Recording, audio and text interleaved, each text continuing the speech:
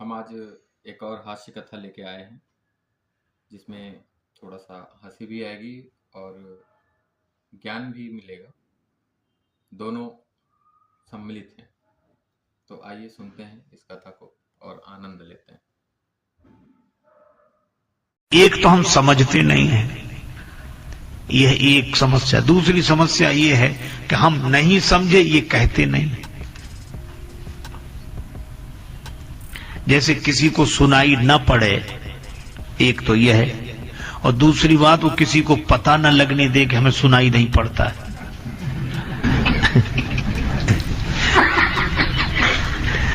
वो समझता है किसी को पता नहीं पड़ रहा, पर पता तो पड़ लग ही जाता है। एक आदमी को नहीं सुनाई पड़ता था, पर वो किसी को पता नहीं लगने देता, थोड़ा थोड़ा सुनता था।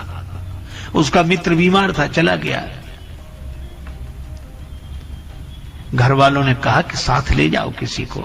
अरे बोले सब जगह बदनामी करानी है कि हमको सुनाई नहीं पड़ता है। इतना तो हम सुन लेते हैं कि काम चल जाएगा। गया, मित्र से पूछा, कहो तबीयत कैसी है? अच्छा, जिनको कम सुनाई पड़ता है वे शायद सोचते हैं कि सबको ऐसे ही सुनाई पड़ता होगा, इसलिए जोर से बोलते ही हैं। तो मित्र से बोले, कहो तबीयत कैसी है? तो मित्र परेशान था, क्या बताएं, मर रहे हैं। उन्होंने अंदाजा लगाया कि ये कह रहे हैं कि पहले से ठीक है। तो तुरंत बोले, भगवान की बड़ी कृपा है, जल्दी ठीक हो जाओगे। मित्र को बड़ा बुरा लगा कि हम मर रहे हैं, ये कह रहे हैं भगवान की बड़ी कृपा है। तो तुरंत पूछा दूसरा सवाल, कौन से डॉक्टर का इलाज चल रहा है? तो वो तो खींच गया था, तो बोला यमराज का। तो ये तुरंत बोला, वो नाम तो सुना था नहीं, वो बहुत अच्छे डॉक्टर हैं, उन्होंने कई मरीज ठीक कर दिए, रोज उनका यही काम है, तुमको भी जल्दी ठीक कर देंगे। खाने को क्या बताया? तो वो बहुत झुंझुला गया था, बोला पत्थर। तो तुरंत बोला बड़ा हल्का भोजन है, जल्दी पच जाता है, स्वास्थ्य के लिए अच्छा। बोल, तो एक तो सुनाई नहीं पड़ रहा सही, दूसरा किसी को पता नहीं लगने दे रहा है। लेकिन पता नहीं लगने दे रहा है तो क्या पता लग नहीं रहा है? कोई नासमझ अपनी नासमझी को स्वीकार न करे तो क्या अनुभवी पुरुष समझ नहीं लेंगे?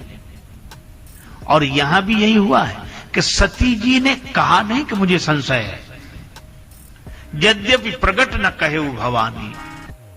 मेरे बचपन की एक घटना है। मेरे जो संरक्षक थे मिठाई की दुकान पर ले गए, 7-8 वर्ष की उम्र रही होगी। बुंदेलखंड क्षेत्र के एक छोटे से शहर की घटना है। उन दिनों का छोटी सी मिठाई की दुकान पत्ते के दोने बनाकर रखते, तो बड़ा रहे तो उसको दोना बोलते थे और छोटा रहे तो उसको दुनिया बोलते, बुंदेलखंडी बोले दुनिया।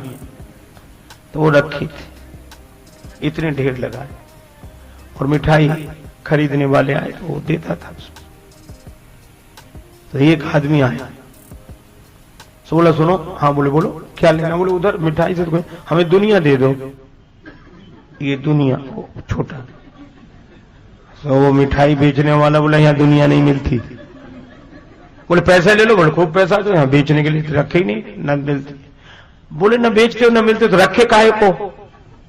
दुकान में सजाए हो और दे नहीं रहे हो, ये फिर कैसे मिलेगी?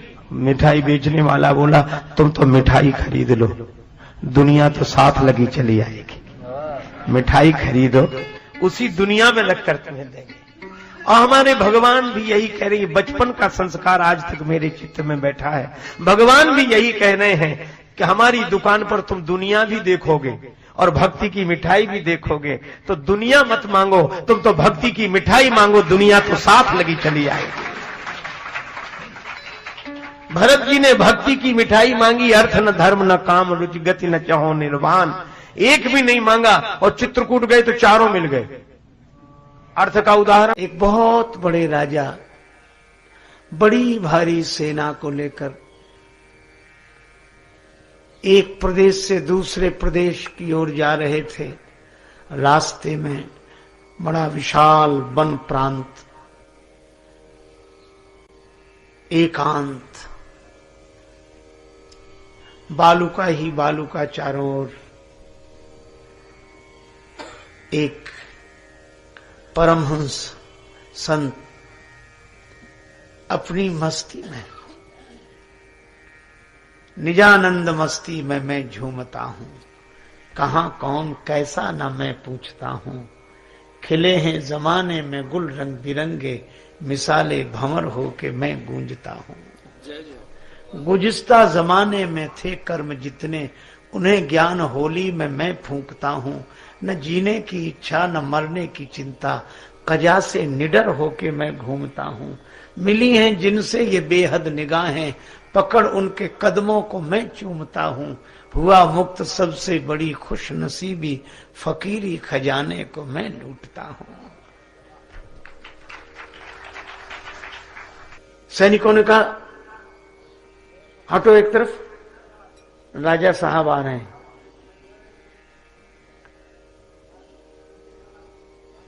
बादशाह हैं, आप रास्ता छोड़ो। महात्मा बोले उनसे कह दो कि शहंशाह पड़ा है। हम क्यों हटें, हम तो उसके रास्ते में गए नहीं, वही हमारे रास्ते में आया।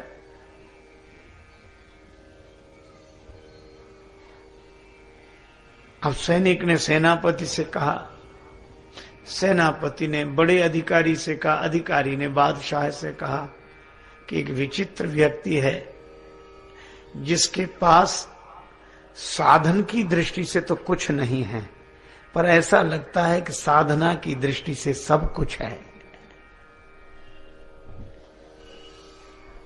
हिल भी नहीं रहा अपनी जगह से, और यह कहता है कि वो अगर बादशाह है तो मैं शहंशाह हूं।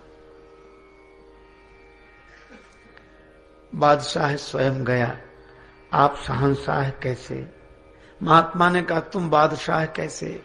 बादशाह ने कहा कि मैं कई देश जीत चुका हूं। अब कहां जा रहे हो? एक देश और बचा है, उसे जीतने जा रहा हूं। अच्छा, उस देश को जीत लोगे फिर क्या करोगे? बादशाह ने कहा बस वह देश बचा है, उसे जीत लूं, फिर आराम से सोऊंगा।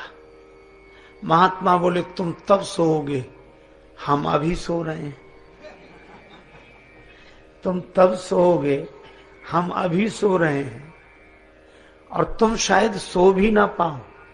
सुख से सोने की कल्पना करते करते सदा सदा के लिए सो जाओ। और अभी तो तुम इच्छा की पूर्ति की यात्रा में जा रहे हो, और इच्छा की पूर्ति की यात्रा करने वाला पथिक कभी विश्राम नहीं पाता। बादशाह चरणों में गिर गया, महाराज हमें कुछ दो। महात्मा बोले तुम्हें दिख क्या रहा हमारे पास? लेकिन हमारे पास कुछ ना हो और तुम्हारे पास सब कुछ हो तो तुम्हारे राज्य की कीमत